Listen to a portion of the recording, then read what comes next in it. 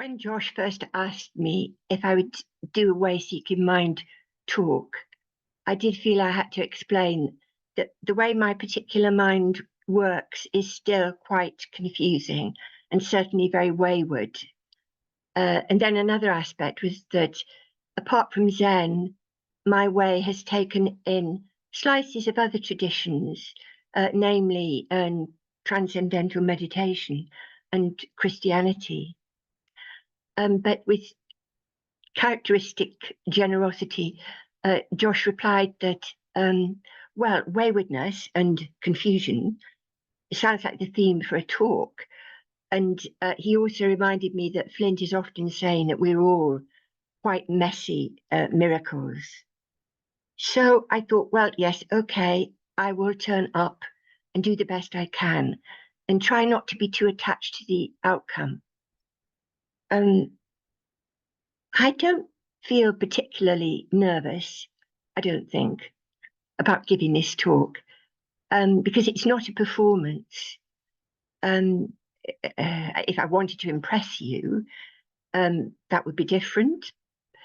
But you don't need me to impress you. You need me, I think, to be authentic and to be myself and to speak with as much love as in this moment I can.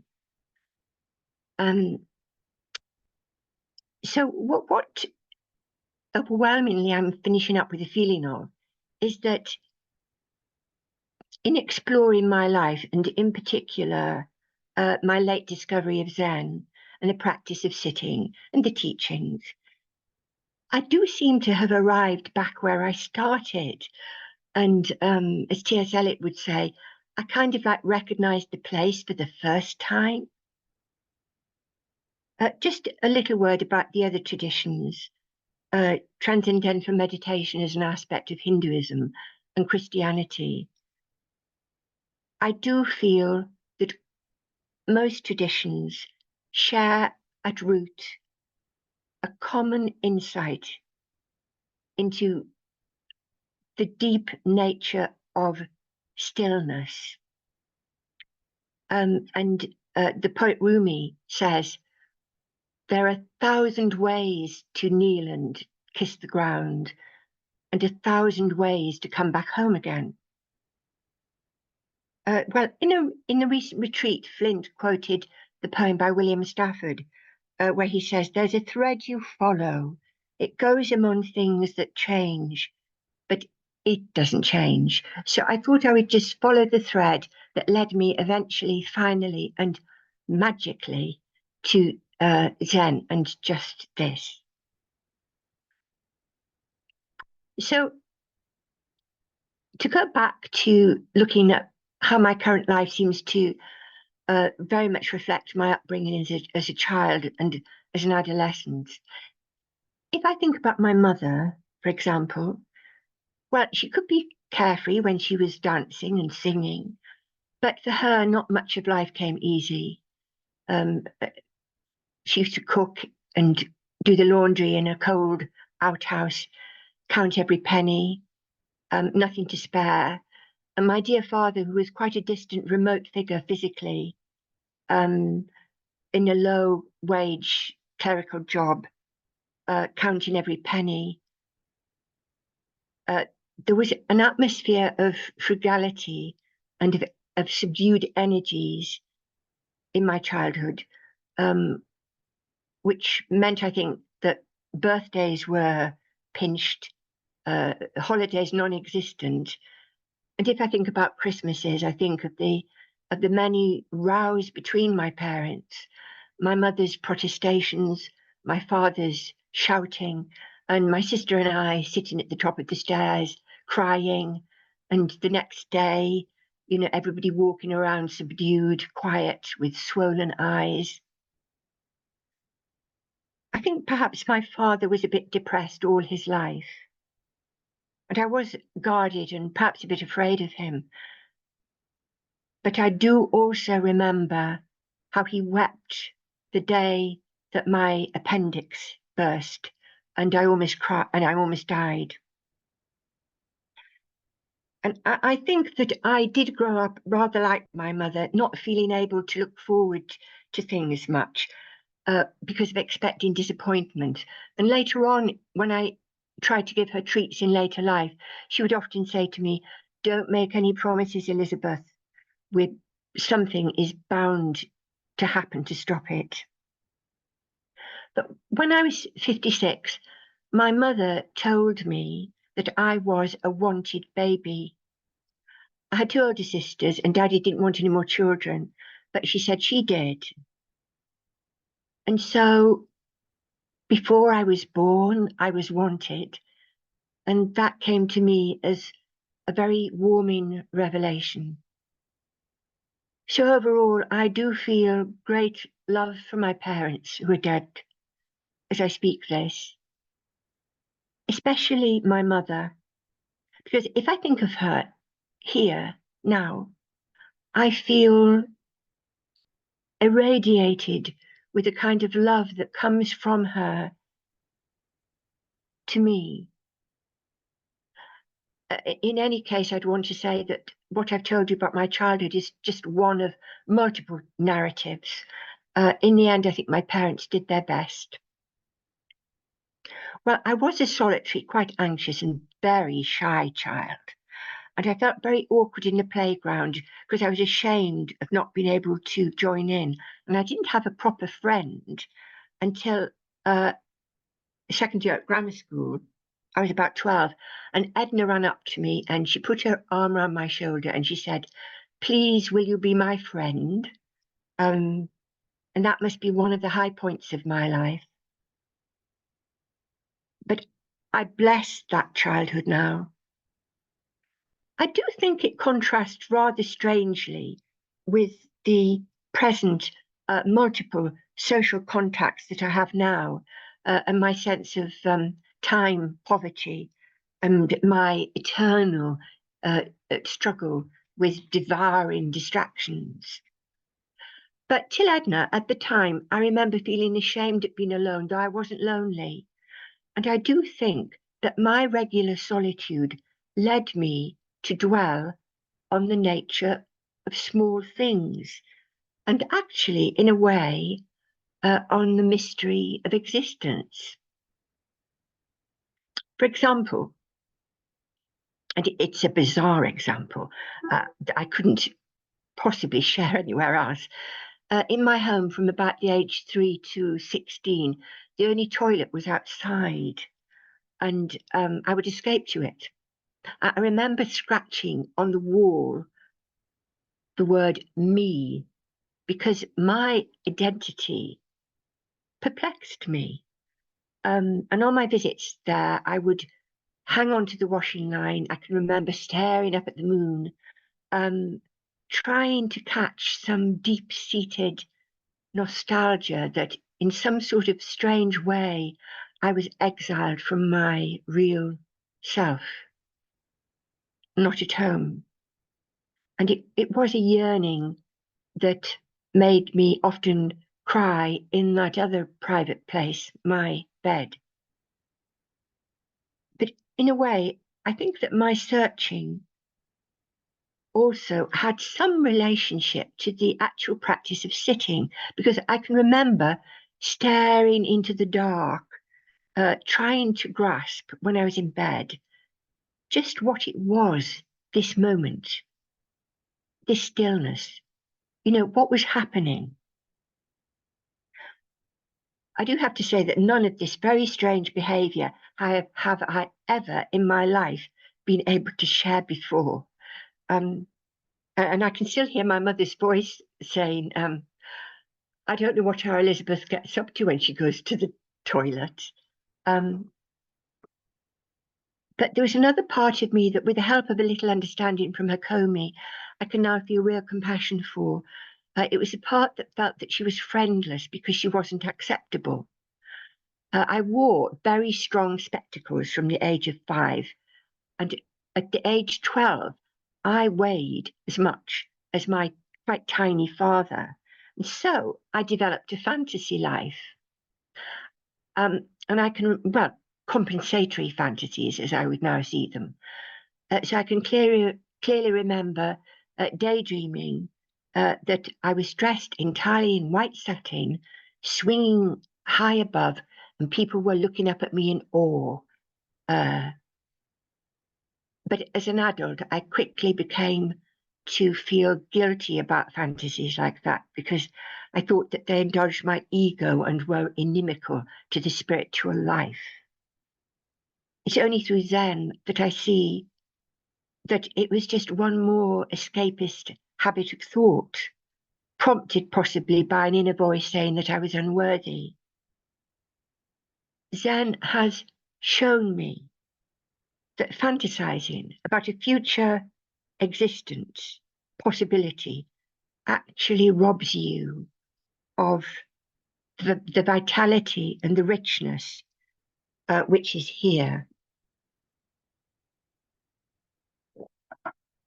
But to return to my earlier development, I said that my rather solitary childhood, I think, was a gift because left to my own devices, I think I developed quite a curiosity about things as they were. And I can remember looking for hours at windows when it was raining, just that one drop of rain disappearing.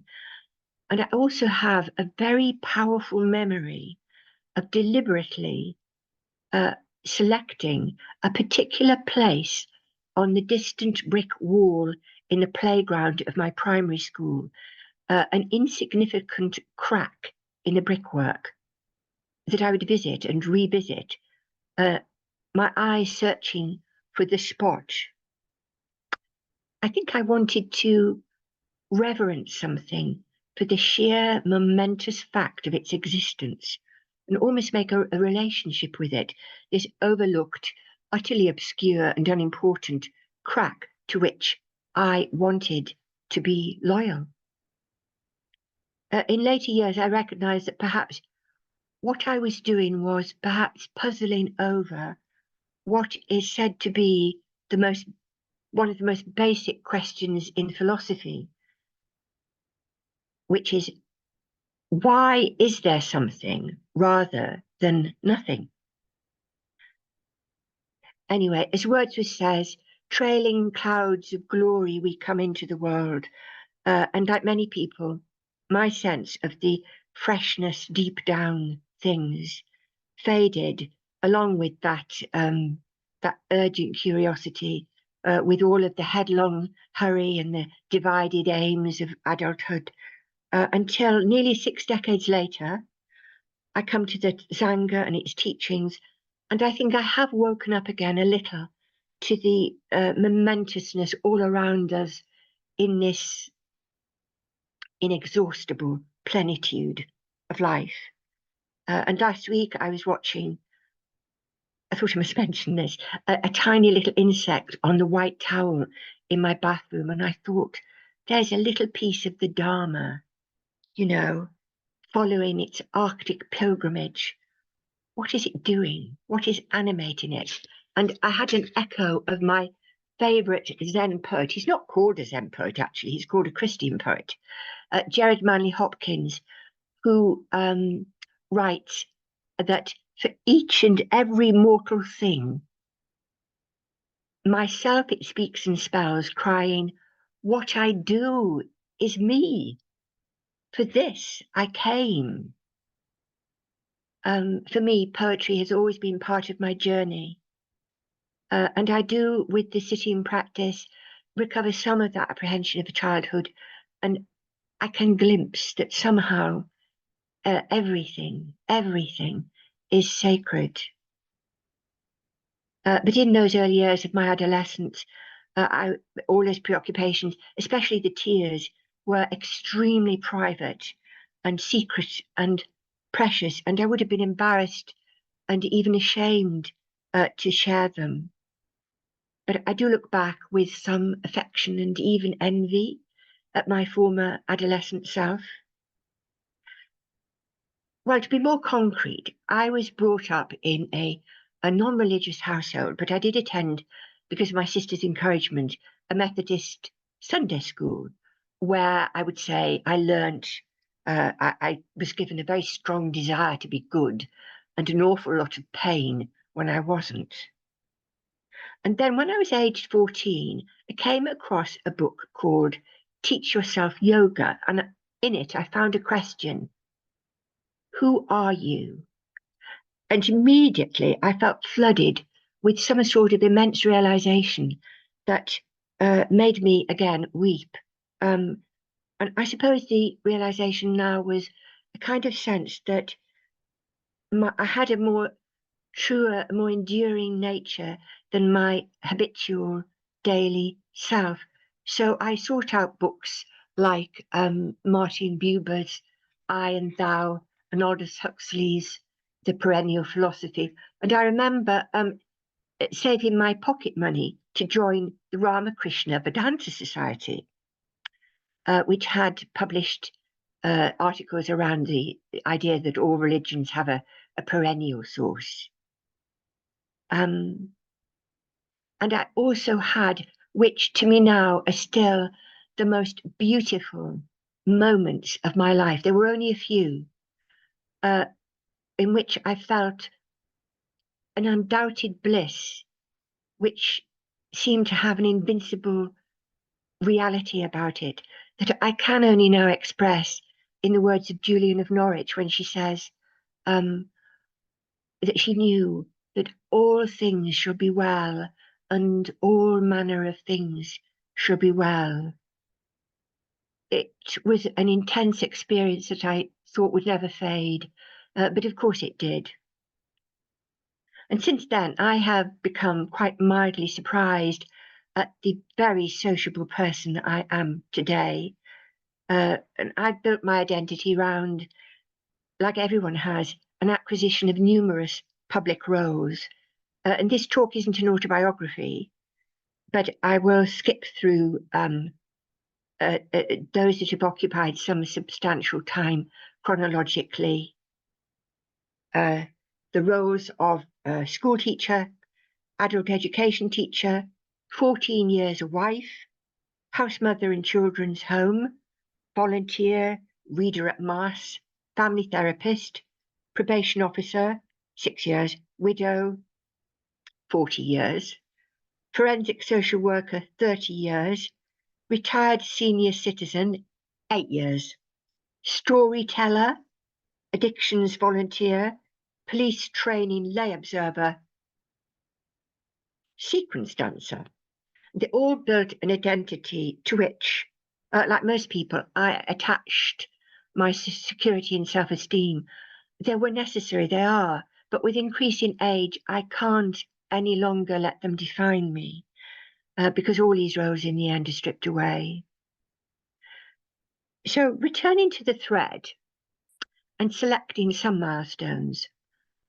After going to university to study English and philosophy, I met my husband, who was an English academic, 23 years older than me.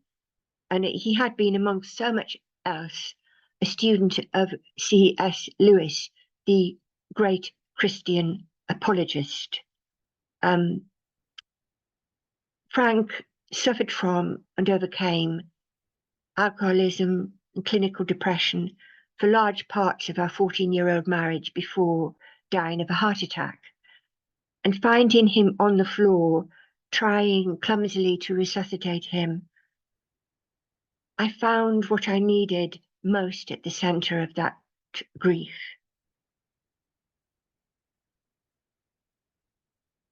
In his own words, later I felt that all my previous life had led up to that immediate, very intense discovery that love alone is, in Frank's own words, the sovereign remedy. And repeated personal experiences of death have always brought me back to that starting place. But tracking to an earlier milestone, a few years into my marriage, I decided to leave teaching and enter social work. So in order to get some experience, I went and worked in a children's home. It was hell. I had the most personal expressions of aggression I've ever had in my life. And I worked for 30 years in a high secure hospital where closely with men who were accounted to be dangerous and very violent.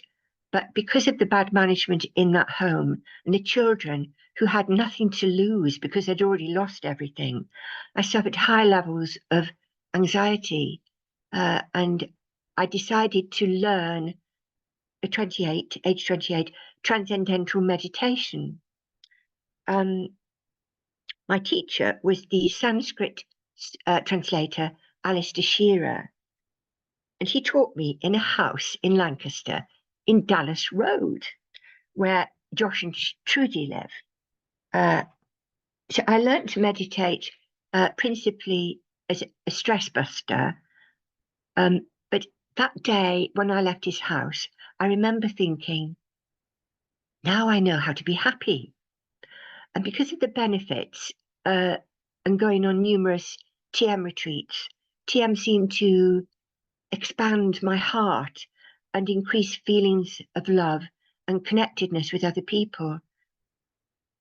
So eventually, after a lot of intellectual and other resistance, I was led back to Christianity, initially by the power of the Catholic liturgy in the context of TM retreats in the Cistercian monastery called Haining, which is outside of Lancaster.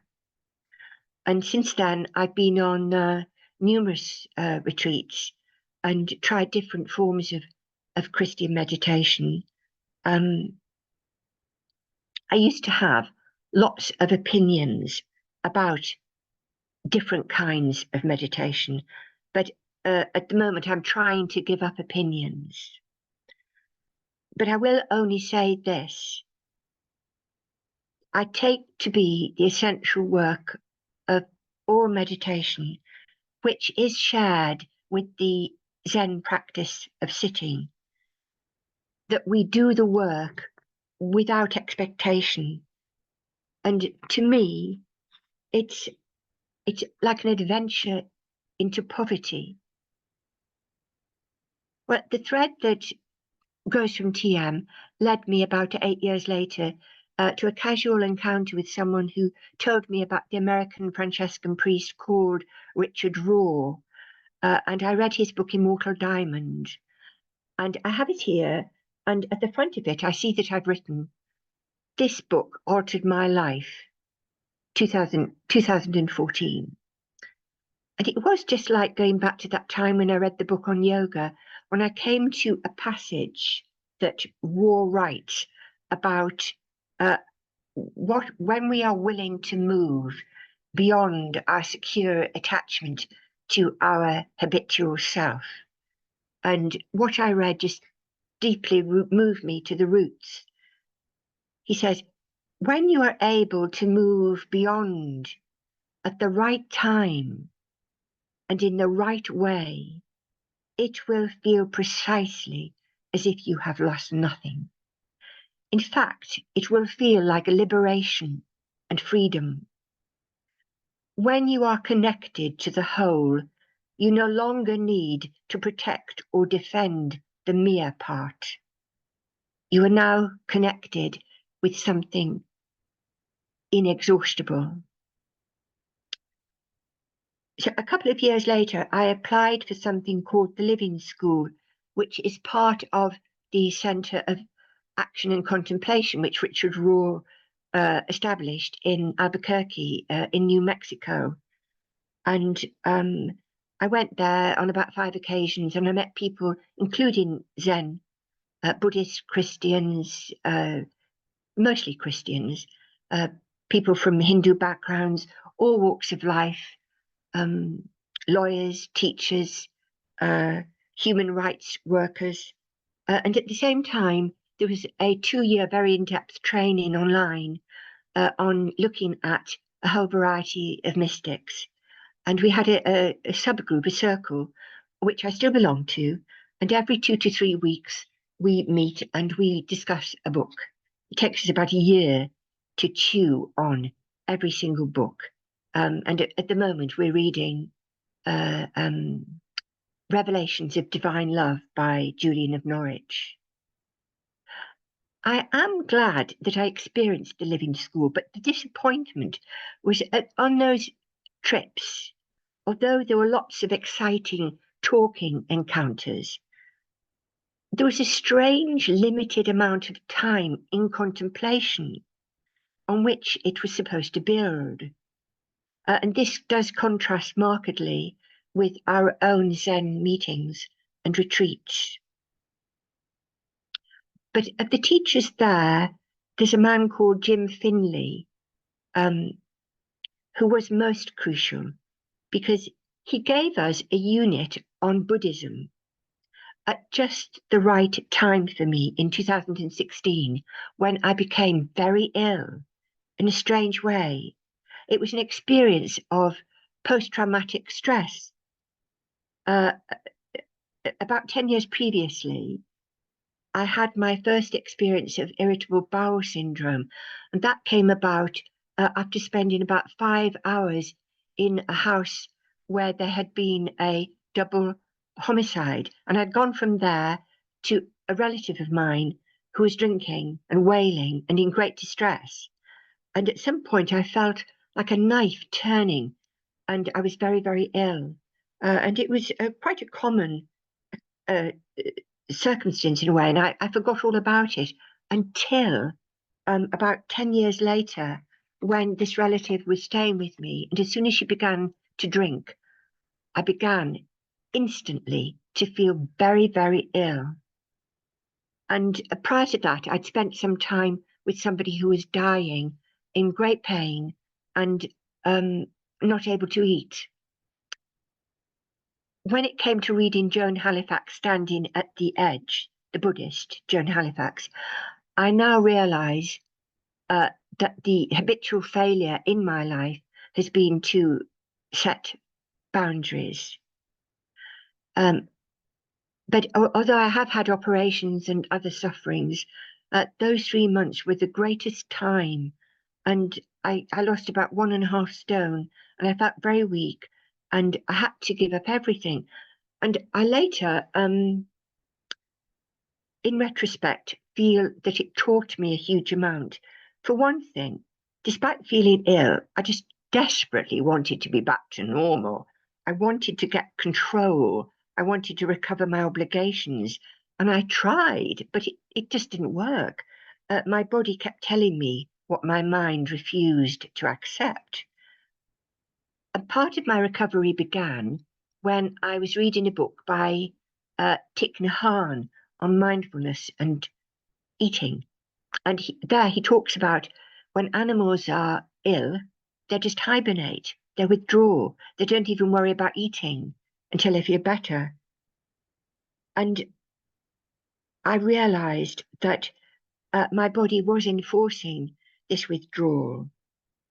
And also at the same time, Jim Finley, in his teaching about Buddhism, he said something that I thought was the most memorable aspect of that teaching from Buddhism, which is that he said that suffering really comes about when you are trying to prescribe the conditions for being happy.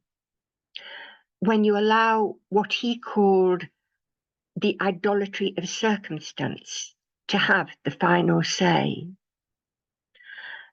And I bless that short period of illness now. And I know that, there'll never be a convenient time for me to suffer. I might say, oh, please, I don't want that dire diagnosis. No, not now. Save it till next week when I'm better sorted. It doesn't work like that. And then later, as part of my recovery, I went to see this man, and I want to share my screen with you, hoping that you might be able to recognize who I mean.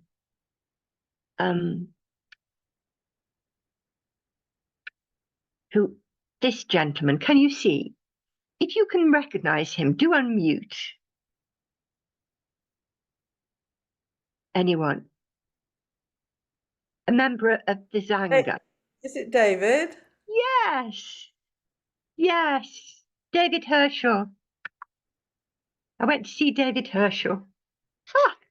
And David Herschel had helped me about 19 years previously to stop drinking. I haven't had anything to drink for 19 years now.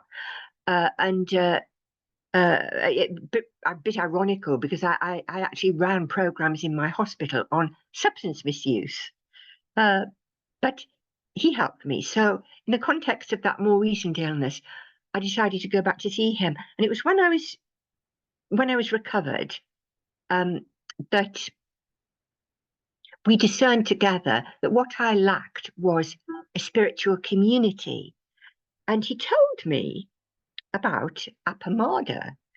And this teacher with the very inviting name of Flint Sparks, and of the Zanga that he sometimes attended in Preston. So it wasn't many years ago, Josh. It was only about 4 years, I think, a lifetime. So I rocked up at Tabor in Preston, where I still remember going in there and meeting Mandy and Julia and Jane and Lynn, who was so gentle and kind and welcoming. And honestly, when I went in there, I felt immediately accepted. And it felt like coming home. And the rest is history, really. We went into lockdown. We had online meetings. I did some online Zen retreats. I've done two in-person retreats. I made a fumbling start at the precepts. I am still a beginner, as it's plainly obvious, and I know we all are, but I still feel I've struck gold. And when I think of that enormous welcoming at that first Sangha, I can only convey it in a verse from Rumi. You might know it. Come, come, whoever you are, wanderer, worshipper, lover of leaving. Ours is not a caravan of despair. Come, even if you have broken your vows 1,000 times. Come, yet again come. So thank you, David. And I thought I'd just finish by saying some of the beautiful things that I really relish about Zen. I mean, early in my acquaintance, for the first time in my life, I have glimpsed what it is to truly live in the present, to meet and even welcome what is, and that it gives relief from suffering. It's a revelation. Even if I have major problems in practicing this, it's still an epiphany. I feel it set me free. I mean, I do think that merely from the position of psychological help, Zen is supreme. And in simple terms, I feel that it's helping me increasingly cope with my living. And I believe, will help me cope with my dying. David used to say, flourish where you're planted. And so slowly, I have come to understand that my mental discomfort often accompanies my always wanting to be elsewhere. And it's this practice of sitting together with the teaching has helped me witness the thought habit that I still have, that discontent caused by this delusion that whatever is currently claiming my attention is stopping my living somewhere else in some imagined preferred place. And it goes like, if so-and-so wasn't ill and I think needing me, then I could just get on. I could make my will, I could sort my house out. Or when I get rid of that obligation or this obligation, then I really start to live. So my recent enlightenment, I think, is the enlightenment that I now have, that enlightenment comes to you as your life. I mean, what a relief now to know that I am exactly where I need to be. And I absolutely love Zen Master Dogen's urgent call Do not squander your life. He means my life, here, now, this moment, no other. And so one of the other things that I've sought, I must talk about, is competing priorities. And I include priorities about wanting to have pleasures. And one of the formulas that I've been able to develop because of my sitting, I think, is that when I feel that, I say to myself, look, all things considered, what is the most loving thing that you can do right now? And I just try to practice letting go. And I found that, a little bit of Zen goes an awful long way. See, the other day, for example, I could witness myself feeling a resentful thought. And often in a close relationship, for example, or if feel I'm in a supportive, helping role, I have a swarm often of resentful thoughts. And I had this thought last week. It went something like, so-and-so isn't doing what I want. So I'm going to manipulate a better response that achieves my ends. And I'm going to say to that person, honestly, this is what it was. If you don't do this for me, then you don't love me. And becoming a bit aware of that thought, practicing a little bit of letting go, I went to meet that person, a really rather a delightful person, and I found myself saying, almost accidentally, if I don't do this for you, I don't love you. And instantly there was a transformation.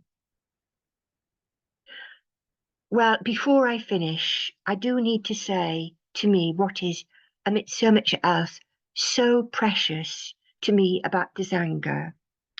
And I particularly want to focus on the exchanges in the breakout rooms. Because of what has happened, what happens before, because we share in the sit, the way that we come together seems qualitatively different from any other conversations in my life.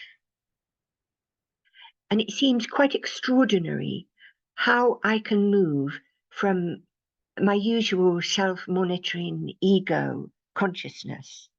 And it's quite delicate, and I really want to grasp this. We seem to drop down into a more intimate and interior dimension of consciousness that it itself opens into the more interior dimension of this present moment in which we share, in which we find ourselves. That deep calls unto deep. And I can only express this mysterious, rich depth of awareness of being together by yet again quoting Rumi. Many people will know this. Out beyond ideas of wrongdoing and right doing, there is a field. I'll meet you there. When the soul lies down in that grass, the world is too full to talk about. Ideas, language, even the phrase each other doesn't make any sense. Well, as Diacon Franz says, I will finish there. Thank you so much for listening.